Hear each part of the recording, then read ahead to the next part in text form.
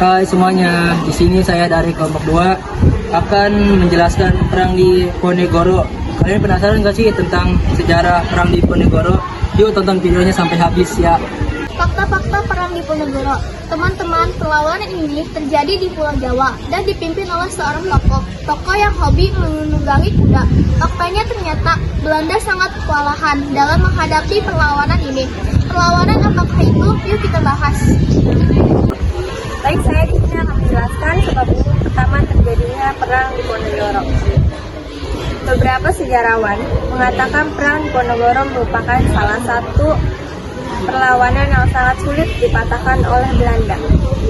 Nah, perang di Ponegoro ini berlangsung dari tahun 1825 sampai 1830. Faktanya, perang yang berlangsung selama 5 tahun ini menimbulkan kerugian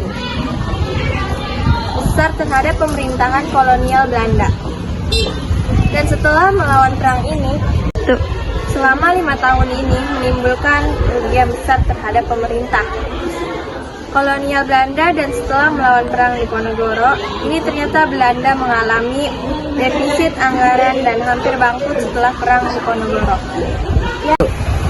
Penyebab terjadinya perang di Ponegoro. Yang pertama, wilayah Mataram semakin sempit berdasarkan perjanjian Brianti 1755. Kerajaan Mataram Islam dibagi menjadi dua, yaitu wilayah barat Kesultanan Yogyakarta dan wilayah timur Kesultanan Surakarta.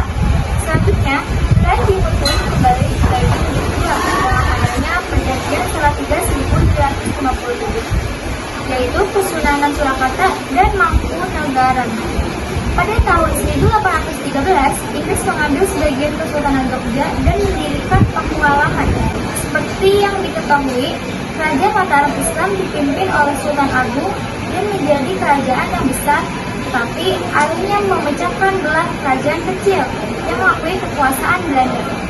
Penyebab kedua adalah masuknya adat barat ke dalam keraton. Oleh karena itu, sejak masa Sultan Agung berupaya untuk mengusir Belanda dari Batak.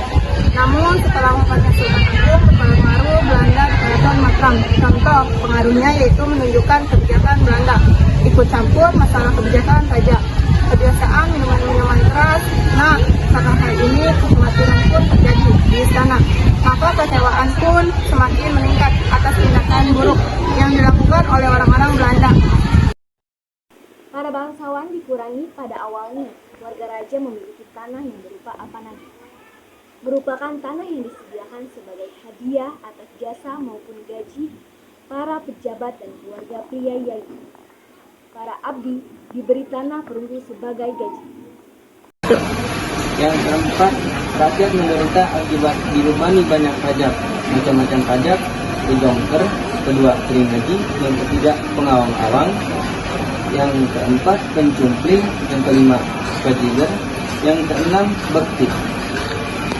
Sebab khusus perlawanan di Ponegoro yaitu pembuatan jalan oleh Belanda yang melewati makam leluhur di Ponegoro.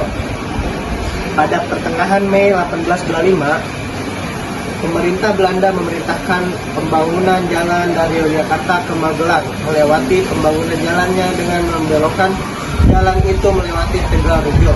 Ternyata di salah satu sektor tepatnya melintasi makam dari leluhur pangeran di Ponegoro. Nah, hal inilah yang membuat pangeran di Ponegoro menjadi tersinggung dan memutuskan untuk mengangkat senjata melawan Belanda.